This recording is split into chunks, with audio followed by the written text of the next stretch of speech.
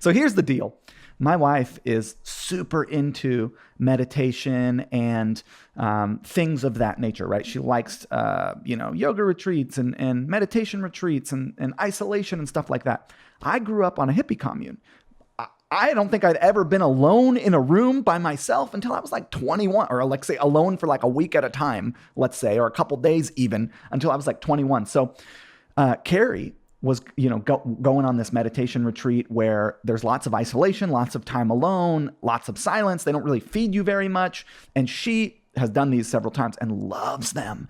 And like, as I was saying, if I were to design a party for myself, it would include the opposite of that. There would be people, there'd be lots of food, we'd be hanging out. Like, this is not my idea of a good time.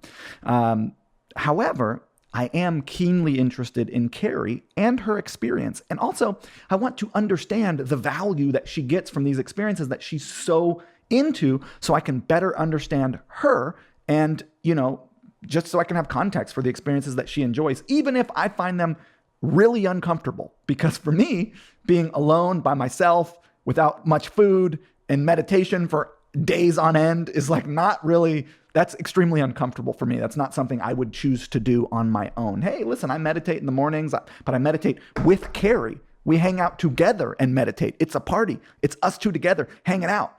So anyways, the point that I'm getting to here is I wrote a poem, and I would like to read you this poem.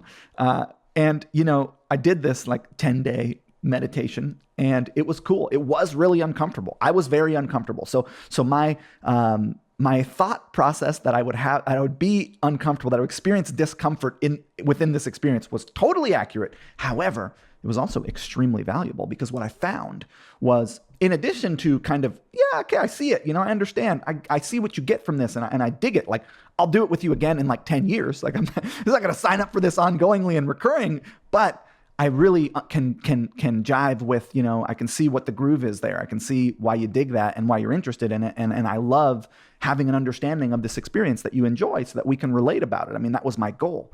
I did find one thing though, which is when you remove the routine and stimulation of your daily life, you're not taking out the trash and doing the dishes and doing your work. And like, you don't have that, and you don't replace it with the routine and stimulation of some other experience, like you're traveling or whatever.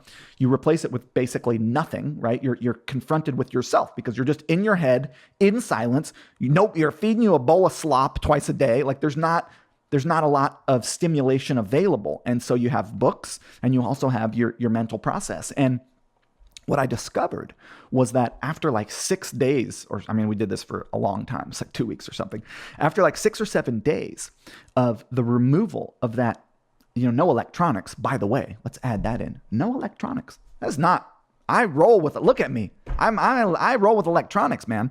And I'm going to get to this poem I wrote, I promise. So with the removal of the routine and stimulation of your daily life for a long period of time, I was able to access a kind of creativity that I did not know existed. I think I'm pretty creative. I think of stuff all the time. I'm doing stuff. I'm creating things. I like to build things. I'm into that. But there was a type of creative energy that I've only ever reached I've now done this a couple times, twice, 3 times. I've only ever reached in that spot. Really interesting and very, very cool, and worth the pain and discomfort that it took to get there, to find this kind of creation that I cannot access in my daily life. So that was kind of interesting. And while I was in this meditation thing, silent meditation retreat thing, I wrote a poem, and I want to share that poem with you because I think it's cool. And I'm going to read it for you now, and hopefully that you get some value out of it and you enjoy it. So, I always wanted to be me. I see no improvements to be made. I am absolutely perfect, just the way I came. Growing, learning, changing, it's all part of the game. I always wanted to be me. That includes my curiosity, trying this, trying that, going there and coming back. I want the pleasure and the pain. I want the whole entire range of experience to be had. There's no such thing as good and bad. They are judgments that I make, points of view I can take. The choice is always mine. If I happen to forget, it is me who pays the fine. The secret to being free is always to find me, right as I am, perfectly a man. I always wanted to be me. That includes constant change, the sum of all my parts with an added dose of strange. I created me and my identity. I created you and the world in which we live. My responsibility is all I have to give. I offer you yourself, for there is nothing more. I'm selling people themselves from door to door. I always wanted you to be you. Together, what beautiful things we can do.